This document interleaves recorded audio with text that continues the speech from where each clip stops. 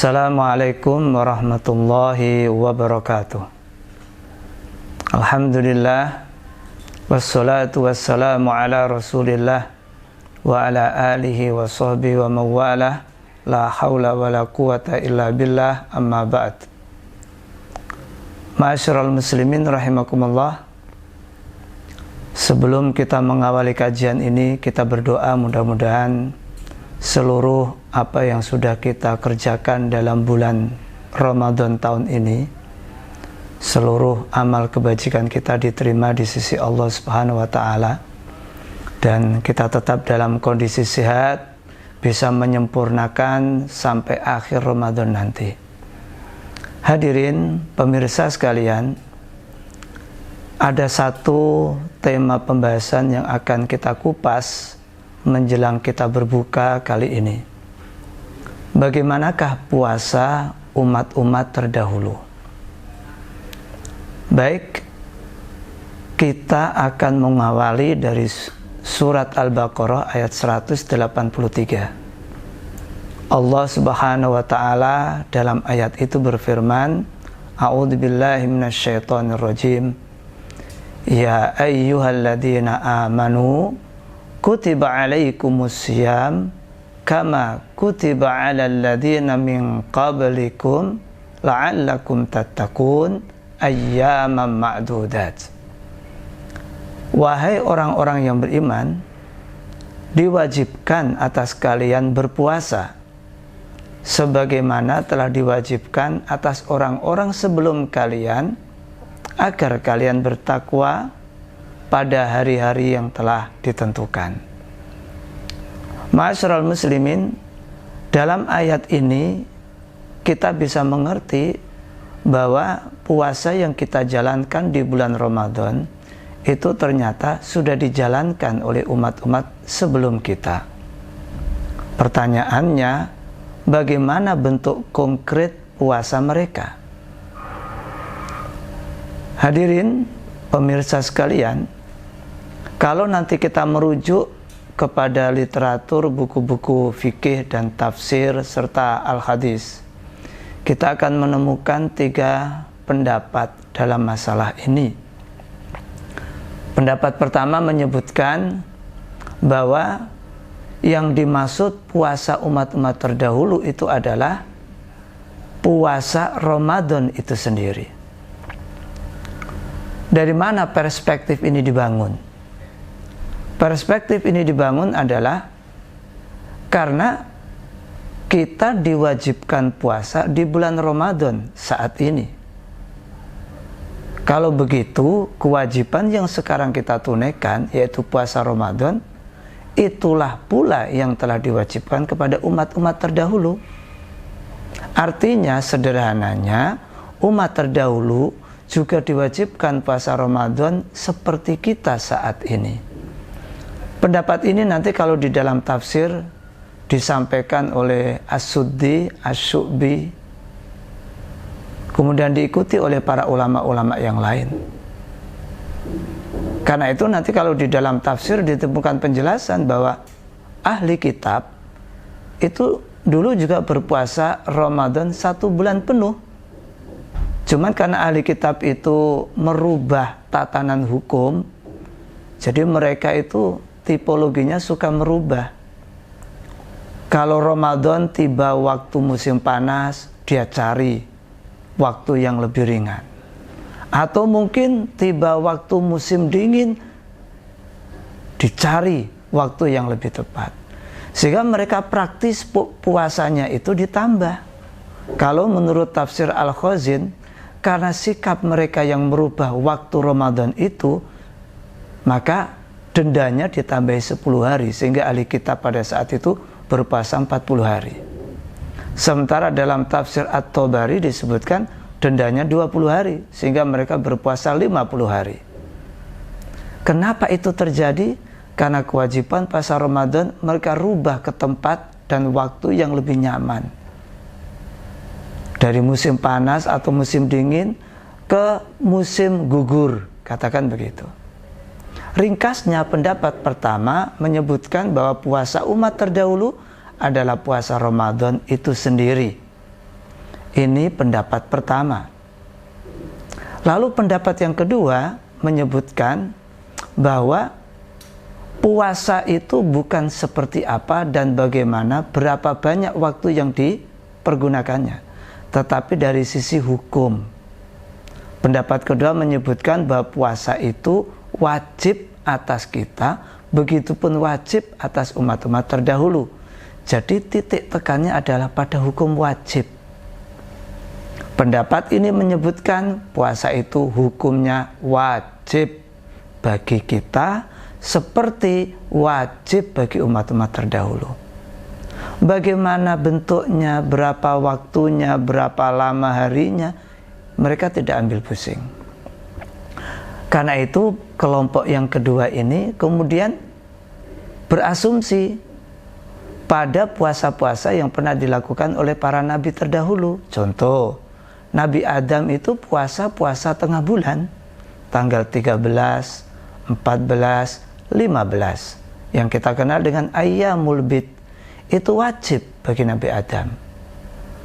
Bagaimana Nabi Nuh? Nabi Nuh puasa sepanjang masa, kecuali pas hari raya beliau tidak berpuasa. Nabi Musa karena bersyukur telah selamat dari laut dan kejaran Fir'aun, berpuasa yang disebut dengan puasa Asyura. Ada puasa Dawud. Puasa-puasa itu waktunya berbeda-beda, lamanya pun berbeda-beda, tetapi hukumnya tetap sama, yaitu wajib. Inilah pendekatan yang kedua. Jadi pendekatan yang kedua menyebutkan yang penting puasa itu adalah ibadah yang wajib. Wajib bagi kita, wajib bagi umat-umat terdahulu. Ini pendekatan yang kedua.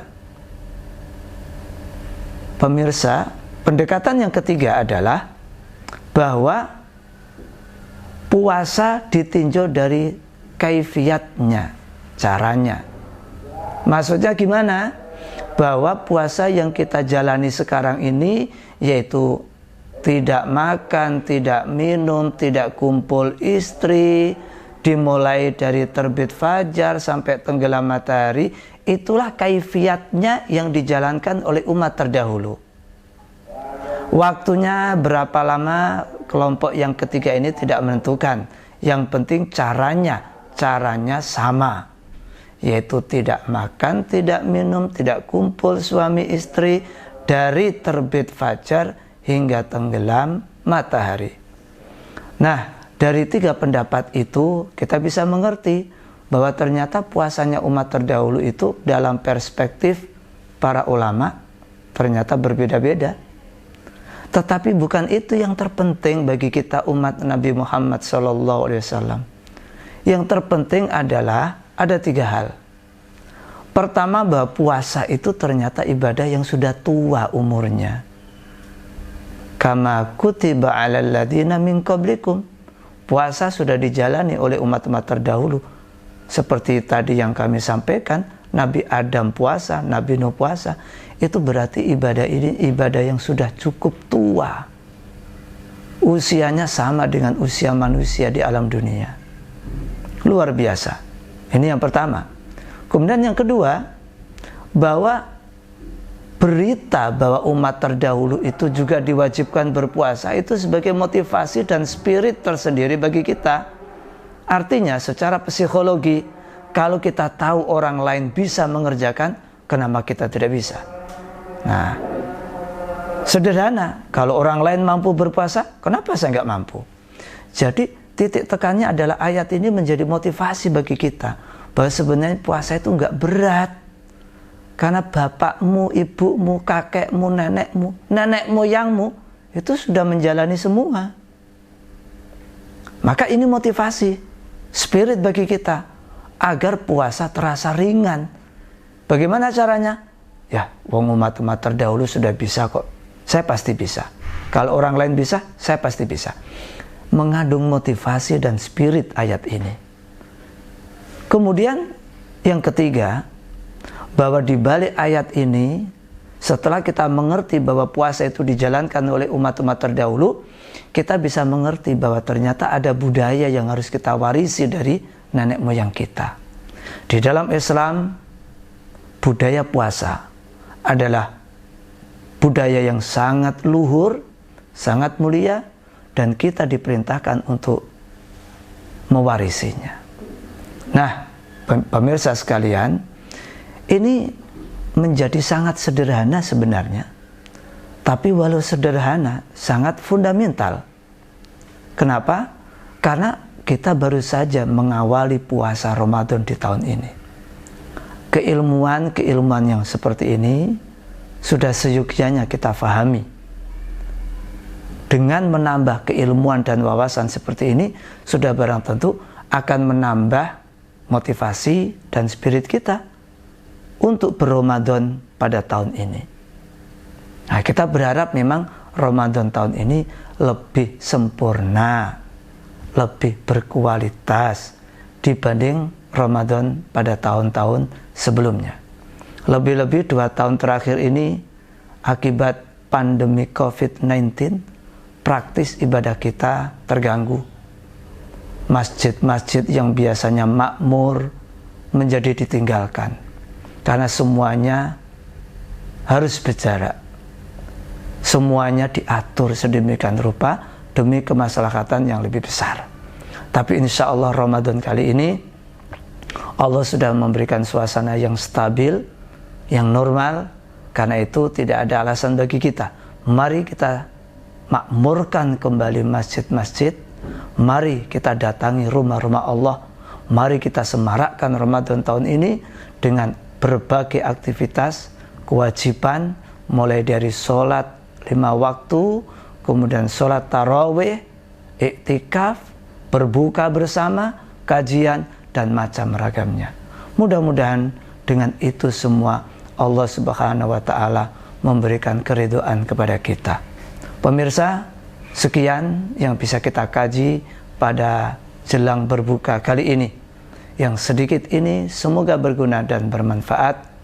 Semangat, semoga sukses menjalani ibadah Ramadan tahun ini. Kurang lebihnya mohon maaf. Wa qur rabbi ighfir warham wa anta arhamur rahimin. Assalamualaikum warahmatullahi wabarakatuh.